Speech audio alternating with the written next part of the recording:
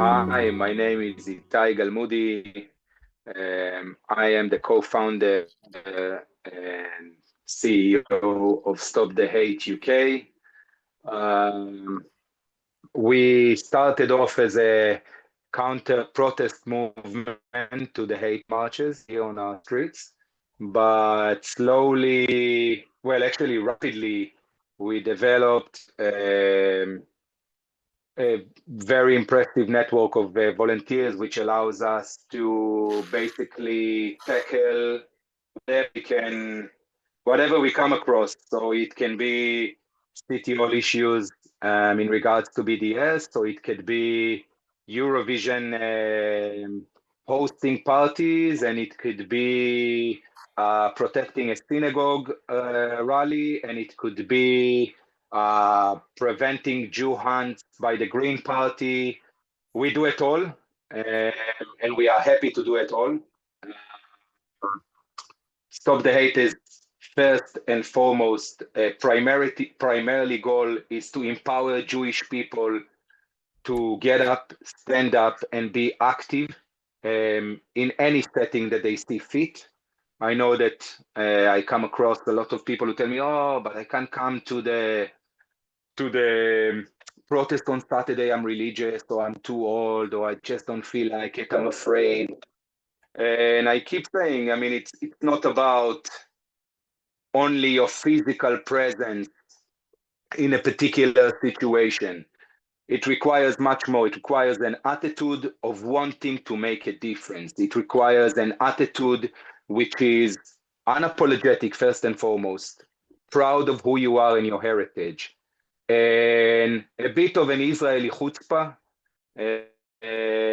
which is adaptable. I mean, I've seen many friends of mine here in the UK that have developed that Israeli chutzpah throughout the time that we are working together, and it's amazing and it's great to see.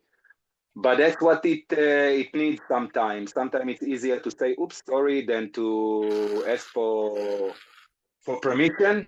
We are not encouraging to break the rules, but we are encouraging of pushing the boundaries to the extreme, because we are dealing with extreme situations right now.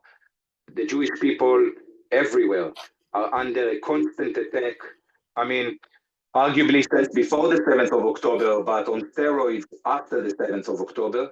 We see it on all fronts, be it cultural, academic, municipality, street level, bureaucracy level, in healthcare settings, in education settings. We just see it everywhere we look. And once you realize that, it's really hard to unsee it. Now, we believe the world divides into two: the ones who sit at home and complain about the situation, and the ones who roll up their sleeves the Zionist way and get out and do it. Because Zionism, it's a word that's been spoke about so often recently, and it's been given so many different interpretations. But first and foremost, when I think about our forefathers, our Zionist forefathers, I think about people who were doers, were dreamers, but they were doers first and foremost. They were not shy about rolling up their sleeves and doing the dirty work. Too many of us, especially in the diaspora, the Jewish diaspora, have been too comfortable and have been too used to it that other people are doing our dirty bidding, and we need to be protected, and we need to be surrounded, and we need to be, and that's all true. But we also need to be the master of our own destination. We also need to insist that Jewish rights does not depend on a handout from such and such government or from such and such community. Jewish life in the diaspora, for sure, is dependent on the strength of Jewish communities that are present, and the willingness to stand up and be united in front of the challenges that are everywhere in front of us. It's an attitude, it's the understanding that we cannot rely on anyone else but ourselves. And I say it with the utmost respect to all our allies and friends, which we at Stop the Hate are blessed to be surrounded with, be it the Iranians friends or be it our British friends who come and are vocal and do amazing work. But it first and foremost, it starts within us. It starts within our own communities, and the fact that we need to realize that we need to flip the switch. We need to go on the offense now. We need to be stronger, more visible, more proud, engaging with everyday issues all the time. We can't pick and choose where we have our battles. We need to be, although we are smaller in numbers, and that is a challenge that I'm sure all communities face. It's very easy to feel like all doom and gloom about it. There is a challenge every 2 days in a different council, and then there is a Jewish author that's been refused entry or been refused a seat in such and such, and it feels like it's all encompassing and it's all against us. But when you start dismantling these issues and you look at it and you divide into groups and you divide into people, we've been blessed with a community that has so much human resource in all aspects of civil life. We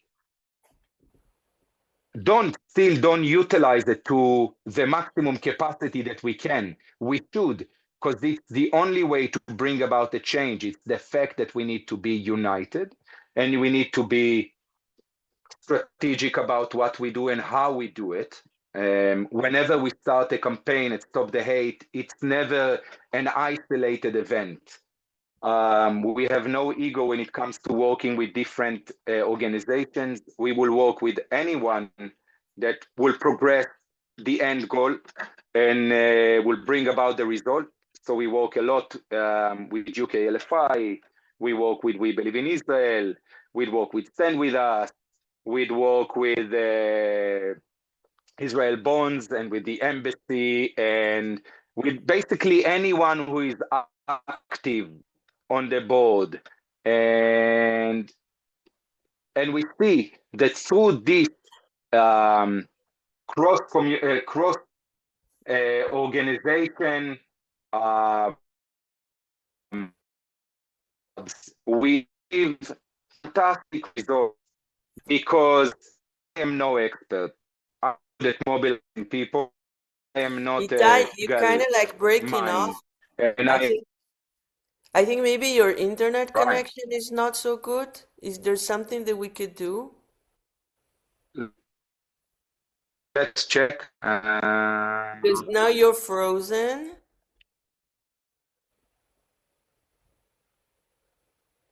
It's such a pity because I could listen to you speaking all day. It's just music to my ears, everything you say.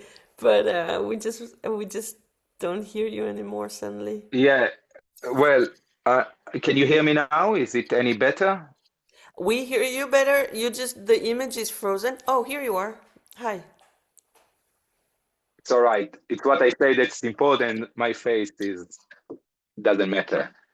Uh, um, yeah. So, in a nutshell, Stop the Hate is, if you'd like, a one-stop shop for combating anti-Semitism, Israel bias, uh,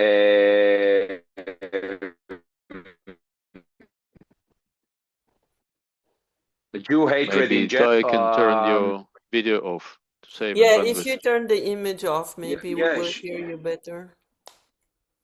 You were saying it's a yeah. one-stop Is it shop. better now? It is. It is Yeah, amazing. it's a one-stop shop for fantastic. So it's a one-stop shop for fighting anti-Semitism, Israel bias, and in general, Jew hatred. Um, So we have could you, yeah, you have, you were saying? we have members from all faiths. We have members from all backgrounds. We have people who are their politics are maybe right wing, or maybe some will call them far right, and we have people who are liberal, progressive, and vote as left as possible. We are apolitical. We don't take any part in the political game, not in Britain, and definitely not in Israel. My co-founder is a very right-wing person, and I'm a very liberal progressive, but we still come together around the important issues which we are facing. We believe Israel politics should be left to Israel. We are doing what we are doing for the people of Israel rather than to any particular government. That's it. Yeah, it's very similar to our approach also in October 7. We're not political, we work with everyone. And so I Yeah. really love that about the way that you looked at the situation and you came to the same conclusion. Um, Tell us a little bit about how yesterday went. We saw that you had a big event, right? Yeah, yesterday there was a cross-communal um, rally against Jew hatred outside the Prime Minister office in Downing Street. Unfortunately, the Prime Minister couldn't find his backbone to come outside and speak with us. But we had the leader of the opposition, and we had leaders of other big significant parties in the United Kingdom. And in general, we had a representation of everyone in our community, and maybe that is the most important aspect that I take out from that rally. Because, as I said, I am not. I don't pay too much attention to what politicians says. I mean, they'll say whatever you want until they get to office. And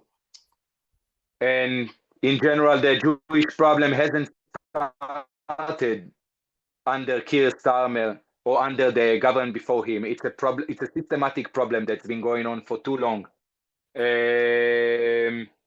But as I said, the important message that we take out from this from this event is the fact that as a community, we managed to come together, all strands of community, and come with the unequivocal call to stop Jew hatred and start pondering for Islamism hate in Britain in 2026. I think that's the most encouraging news that came out of yesterday. Attendance was great. There was about 15,000 people. A lot of our Iranian friends came, a lot of our British friends came, Kurdish friends arrived as well. So it was nice to see that our community has allies. That's amazing. The Kurdish friends that came, could you tell us a little bit about the relationship? Because it's very common to have Iranian people active in the community, but Kurdish is more rare. Could you describe that a little bit? Yeah. So look, I agree it's rare. And usually in communities that are supported by the Iranians, there is less support by the Kurdish and vice versa. That's because of their own internal issues, as you probably can, as you know. No, we don't. Could you tell us? Okay, so Kurdish people have an aspiration to become an independent nation. Some would say their inspiration is very, very, very old. They've been promised and been let down many, many times before. Without getting into the Wow, we lost you whole, completely, Itai. is it nations' rights? Oh no. Okay, this Can you hear me now? I'm not now sure now what's you're going on. back. Now you're back. Oh, sorry, I'm not quite sure why. Like everything else, even the internet doesn't work here in the UK. So I said about the Kurdish. It's a complicated relationship with the Kurdish. because we are very close to our Iranian friends, there is a lot of suspicion and maybe apprehensive on both sides. But yesterday they came, and it's a good thing. I hope we'll see more and more of it.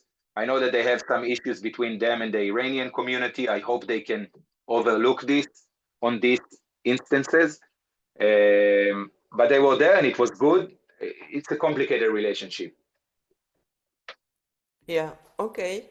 So if someone is in UK right now and they don't work with you, how would they get in touch with you?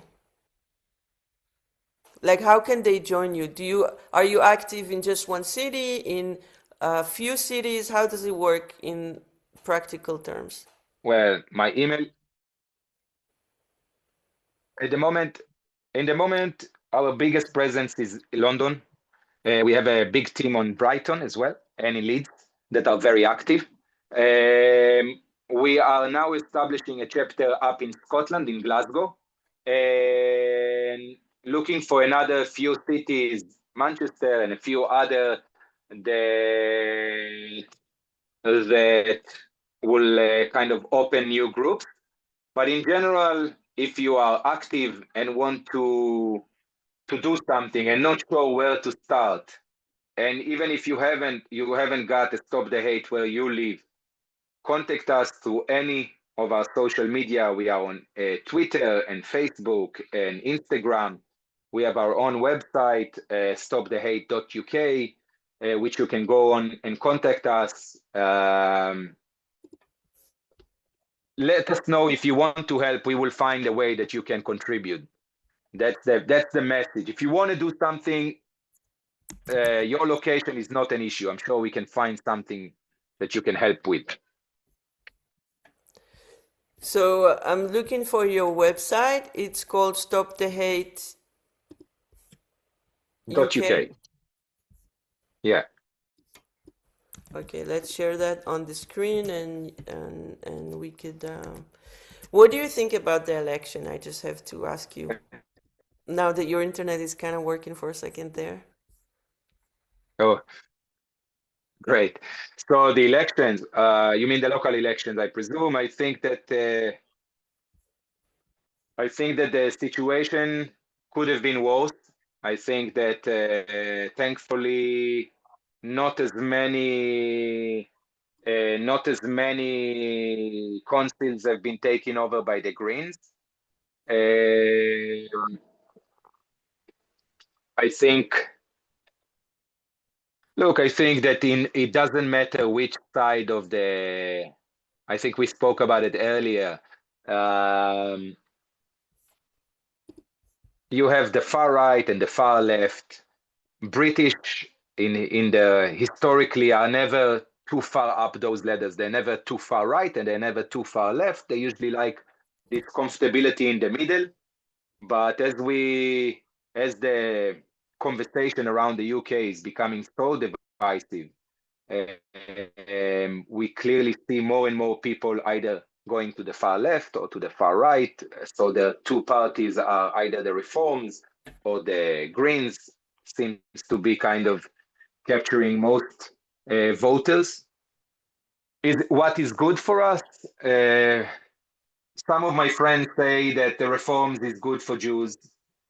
I know definitely that the Green Party isn't great for us. I mean, judging by the rhetoric, judging by the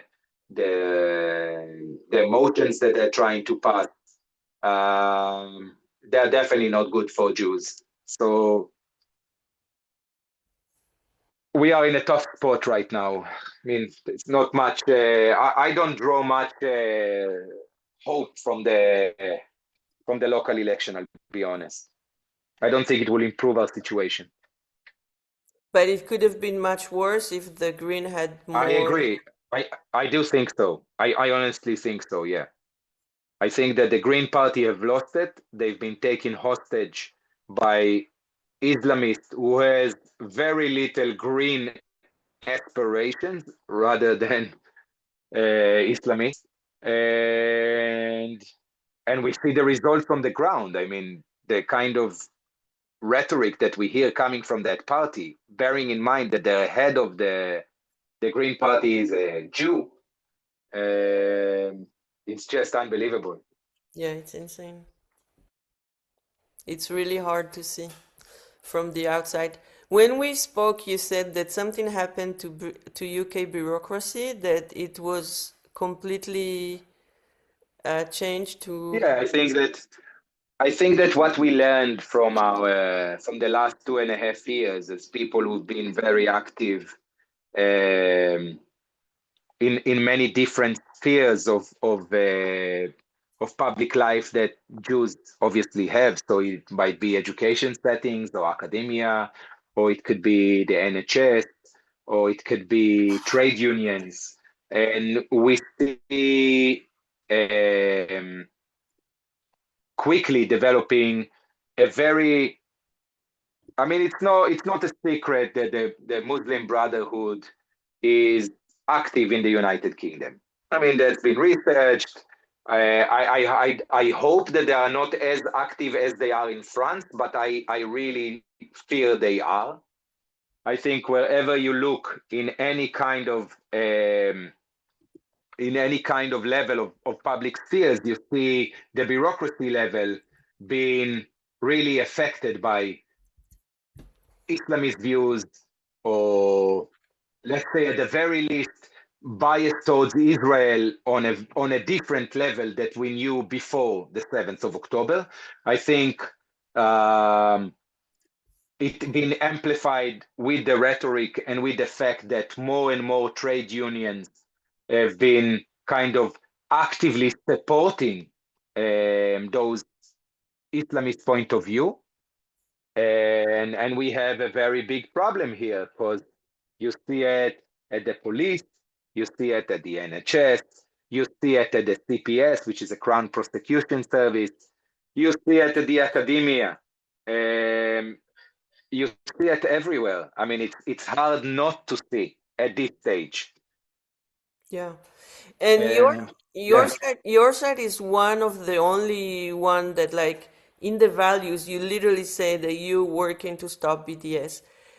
When we look at BDS, just this week, for example, they're fighting us on the Eurovision front for the, I think this is since 2019. How many years is that already? I can't calculate right now. 7. Yeah, Yeah. for so many years. They're fighting us on hot cargo in Canada, trying to make Canada the first country to never take Yeah. like produce from Israel. They're fighting us on I don't know, the co-op in Brooklyn, taking over that. So like it on one hand they're like super ridiculous with their like upside down reality stories. Everything feels like a theater, right? There's like a script and everyone repeating. It's ridiculous script, but it's I repeating agree. like it's a theater, it's an army. What are we facing when we're talking BDS actually? Well, in my opinion, it's a mixture of both. It's a very well organized, hierarchized organization which has a theater show, a carnival, if you'd like, of puppets that they operate. And they have zombies that will go and do whatever they say and protest wherever they might be. Oh, here's Charlie. See him. And we tend to, and I say it as an Israeli, we tend to buff them off as some kind of weirdos and lunatics.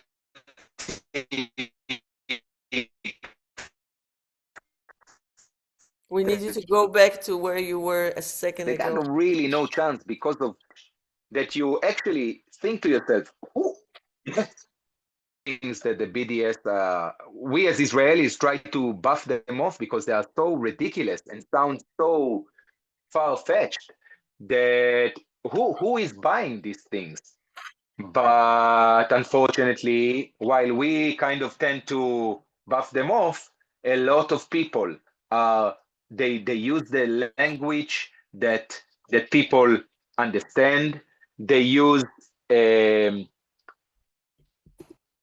tactics that are seem very banal to us and very almost simple but their message cuts across on a different level, and it transcends to people. And when you couple their message with things like people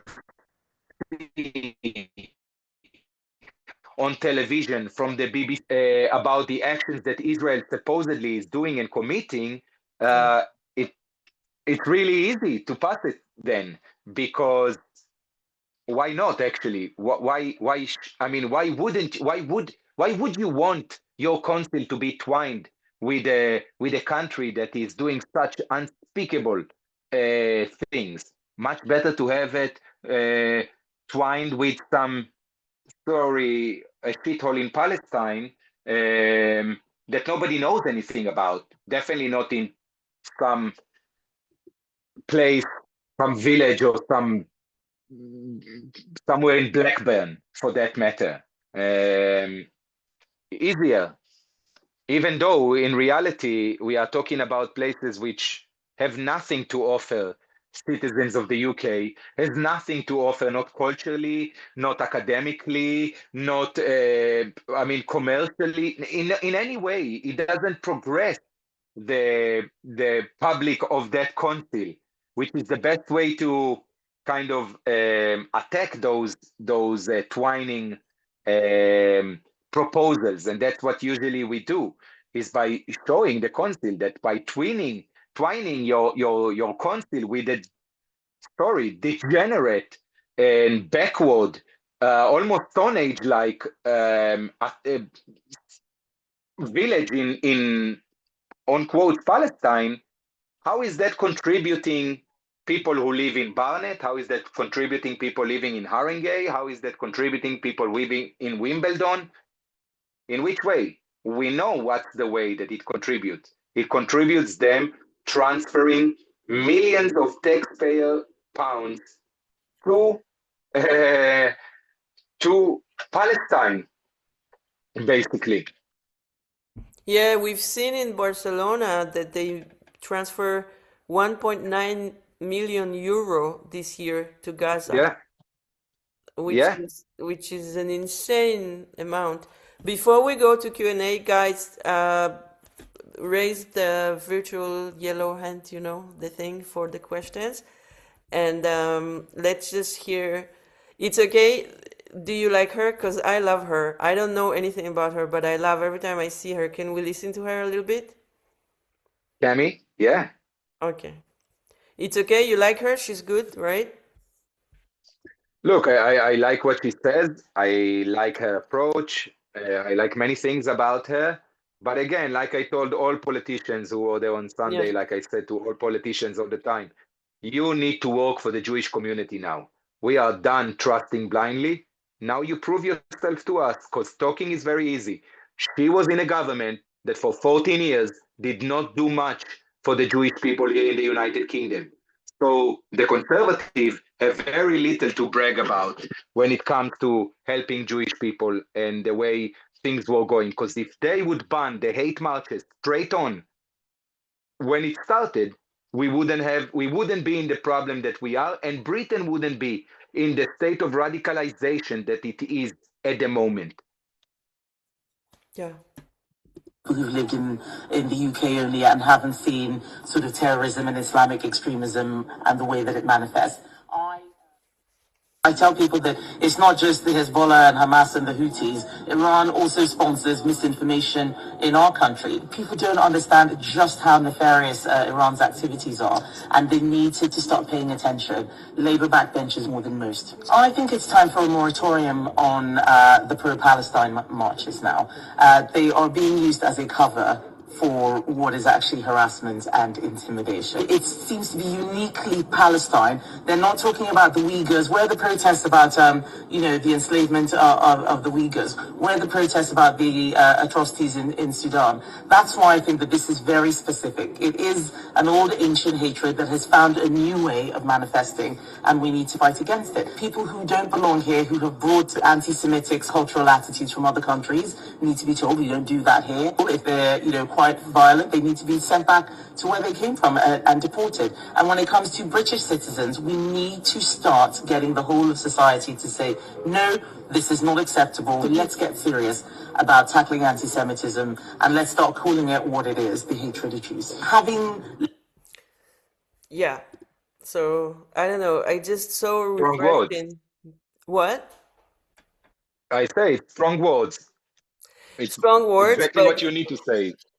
yeah, but you don't believe it because she's No, I do believe wholeheartedly that that's what she means. But it's one thing to call it off from the opposition benches. It's a different thing to go ahead and put the policies in place and do the overhaul that needed in the CPS, in the Crown Prosecution Services, and to do the overhaul that needed in the Met Police and other forces around the country that will start taking Jewish, hate crime against Jews as seriously as it should be taken. yeah. And I don't know if she has the power to do it. Well, we're definitely hoping. But it's at least it's Yeah, nice to have one politician. She's kind of like setting the bar in a new place. We didn't have I anyone agree. that we could even listen to. I don't know if we have someone in France that talks like this, just for example.